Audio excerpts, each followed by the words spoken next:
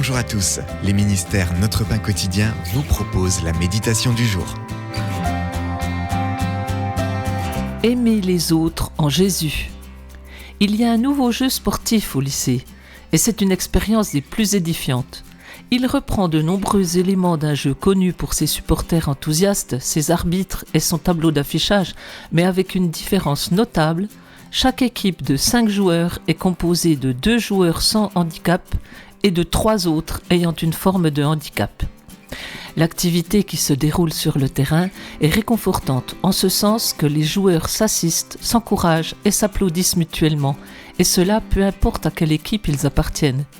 Le jeu consiste à édifier les élèves qui ne connaîtraient pas autrement la joie de participer à des sports de compétition. Dans les écoles, il faut des responsables intentionnels et sages pour honorer les élèves de cette manière.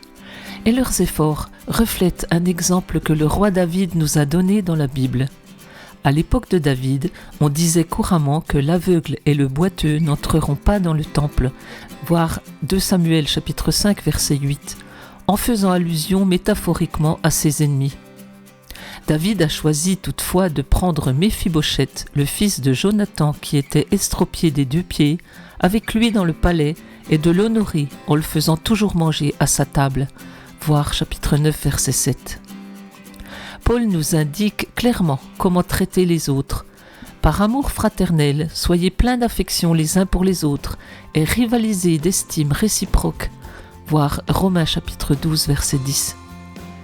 Mettons cette exhortation en pratique en veillant à honorer tous ceux que nous rencontrons avec l'amour de Jésus. C'était un texte de Dave Brannon. Comment pouvez-vous encourager votre sphère d'influence ?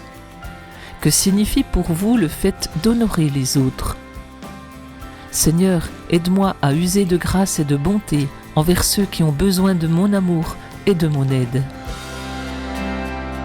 Cet encouragement vous a été proposé par les ministères Notre Pain Quotidien.